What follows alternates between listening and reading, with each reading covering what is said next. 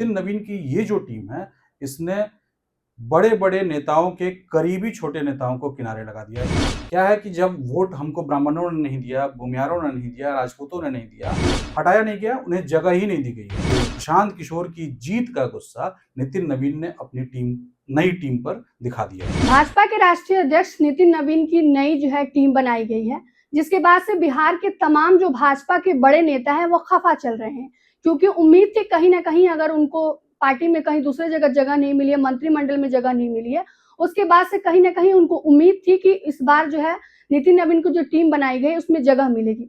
लेकिन इस बार बात करें तो बिहार के तमाम बड़े सवर्ण अगर कास्ट को छोड़ दे तो भूमिहार, ब्राह्मण, राजपूत उसमें से किसी को भी जगह नहीं मिली है, जिसके बाद से ये लोग खफा चल रहे हैं। और ऐसे में इसका सबसे बड़ा असर क्या जो है वो भाजपा पे पड़ने वाला है बिहार में। देखिए, नितिन नवीन ने जो टीम बनाई है ना, उस टीम में ठीक है, भूमिहार ना किसी बिहारी भूमिहार नेता को जगह मिली है, ना किसी राजपूत नेता को जगह मिली है, ना किसी ब्राह्मण नेता को मिली है। सिर्फ 3 ही नाम है, शिवेश राम, सिद्धार्थ शंभू और ऋतुराज सिन्हा। क्या है कि इन 3 नामों के अलावा जो बड़े नेता हैं, उनमें एक प्रॉब्लम है।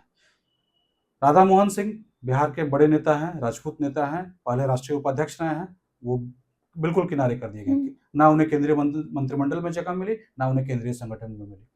रविशंकर प्रसाद कभी महामंत्री हुआ करते थे, उन्हें भी किनारे कर दिया गया, ना उन्हें केंद्रीय मंत्रिमंडल मिल रहा है, ना वो केंद्रीय संगठन में जा पा रहे हैं।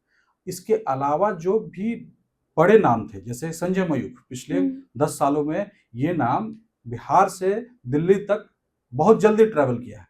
संजय मयूख ने बतौर एमएलसी अपना कार्यकाल मतलब शुरू किया हो, लेकिन वो बहुत जल्दी अमित शाह के करीबियों में शामिल हो गए थे। अमित शाह से वो क्लोज थे, बिहार से उनका ये जुड़ाव है, लेकिन काम वो दिल्ली का देखते थे, राष्ट्रीय मीडिया प्रभारी थे। लेकिन इस टीम में उनकी भी छुट्टी कर दी गई है। तो क्या है कि नितिन नवीन की ये जो टीम है, इसने बड़े-बड़े नेताओं के करीबी छोटे नेताओं को किनारे लगा दिया है। इसमें सबसे बड़ा नाम संजय मयूख का है। संजय मयूख अमित शाह के करीबी थे, उन्हें हटा दिया गया।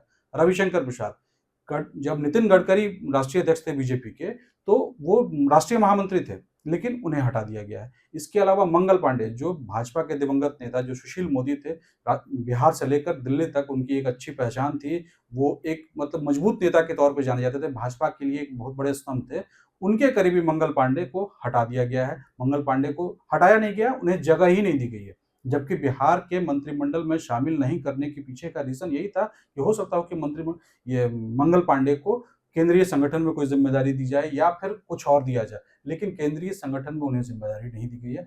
ये बीजेपी की नई सोशल इंजीनियरिंग है। अब बीजेपी की ये सोशल इंजीनियरिंग क्यों है, इस पर भी थोड़ा सा जानना होगा।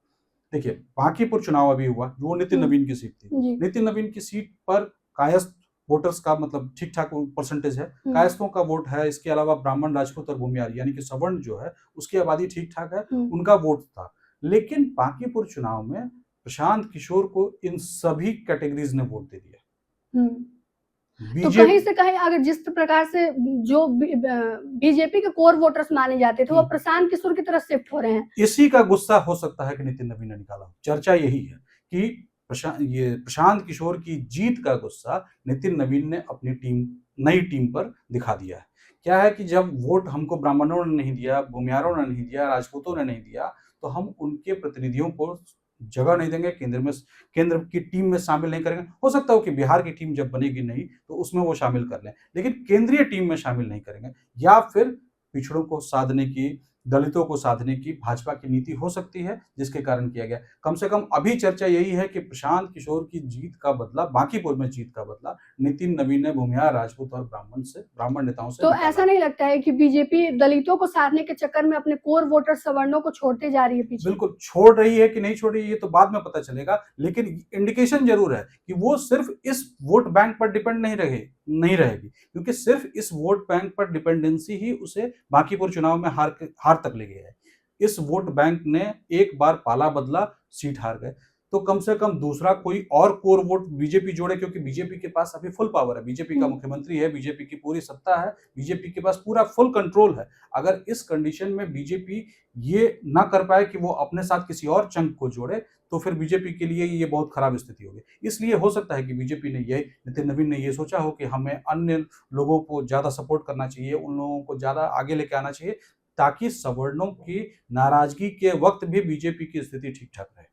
अच्छा, बात करें जिस तरह से दीपक प्रकाश की कुर्सी को बचाने के लिए देवेश कुमार का इस्तीफा कराया गया था और कहीं ना कहीं जो संघ अभी पार्टी बनाई गई नितिन नवीन को, इसमें भी सवर्णों को साइडलाइन करने की तरफ देखा जा रहा है, ऐसा तो उसके इसीलिए ये चर्चा हो रही है कि आपने एक कुशवाहा मंत्री को, जो आपकी पार्टी का भी नहीं है, उसको बनाए रखने के लिए अपने एक भूमिहार एमएलसी को हटा दिया। आपने इस समय किसी भी भूमिहार को जगह नहीं दी, जबकि 2 सांसद हैं, इसके अलावा ब्राह्मण सांसद हैं। टोटल 12 सांसद बीजेपी के हैं, 12 में से 6 राजपूत, भूमिहार और ब्राह्मण से हैं, लेकिन आपने इनमें से किसी को जगह नहीं दी है। तो कहने का मतलब ये है कि आप किसी अदर टेक्निक पर काम कर रहे हैं। ये आपके डिसीजंस में ये साफ-साफ दिख रहा है। इन्हीं डिसीजंस के कारण बीजेपी पर ये आरोप लगेगा कि इन्होंने इन्हें जगह नहीं दी है, तो इसके पीछे का कारण ये है कि इनका पैराडाइम कहीं शिफ्ट हो रहा है। ये तमाम चीजें जो बनी है, जो नई पार्टी बनाई गई, इसमें नितिन नवीन का कोई रोल है कि नहीं? क्योंकि नितिन नवीन जो आते हैं अपने क्षेत्र, विधानसभा क्षेत्र से आते हैं, तो कहीं ना कहीं उनको तो बोलना चाहिए था ना कि मतलब हमारे नहीं, ये तो देखिए, भाजपा में क्या है कि ये तो सब कुछ नितिन नवीन की ही टीम है। ये पूरा डिसीजन उन्हीं के माथे जाएगा। हो सकता हो कि सेंट्रल टीम की कोई कमेटी हो जो ये तय करती हो, या किसी से डिस्कशन के बाद वो तय किया गया हो, लेकिन ये नाम तो टीम नितिन ही है, इसलिए इसकी पूरी जिम्मेदारी नितिन नवीन के हाथ में आएगी। कम से कम इसके खराब होने तक, अगर ये डिसीजन खराब होता है तो इसकी जिम्मेदारी नितिन नवीन की होगी। हो सकता हो कि ये डिसीजन अच्छा हो जाए, तो इस डिसीजन के दावेदार बहुत लोग हो सकते हैं, लेकिन अगर ये डिसीजन खराब जाता है, बैकफायर करता है बीजेपी को, तो इसकी पूरी जिम्मेदारी नितिन नवीन पर जाएगी। जैसे बांकीपुर चुनाव में कैंडिडेट सिलेक्शन से लेकर हार तक पूरी जिम्मेदारी नितिन नवीन की है। ये कोई नहीं कह सकता है दूसरा कि नितिन नवीन के अलावा इस हार का कोई और जिम्मेदार है। अच्छा, अगर बीजेपी को माना जाता है कि बीजेपी हमेशा से अपने फैसले से लोगों को चौंकाते रही है, जैसे अभी ये पार्टी बनी है इससे, तो आगे लगता है क्या कि कुछ ऐसा फैसला ले कि वो तमाम सवर्णों को भी साधते हुए कुछ चौंकाने वाले फैसले ले ले? देखिए, ऐसे फैसले हो रहे हैं, मतलब ऐसा नहीं है कि सवर्णों को बीजेपी ने एकदम छोड़ दिया है, क्योंकि सवर्णों की आबादी जो 11% है, वो बीजेपी की तरफ इंक्लाइन रहती है। लेकिन इन सवर्णों को जैसे ही दूसरा विकल्प मिला, इन्होंने दूसरे विकल्प को चुन लिया। बीजेपी की सबसे बड़ी टेंशन यही है, लेकिन बीजेपी इस पूरे चंक को इतनी आसानी से छोड़ेगी नहीं। ये अभी सेंट्रल टीम है। हो सकता हो कि बीजेपी जब स्टेट लेवल की टीम बने, नई टीम बने, उसमें इन लोगों को अकोमोडेट करके उसकी भरपाई कर ले।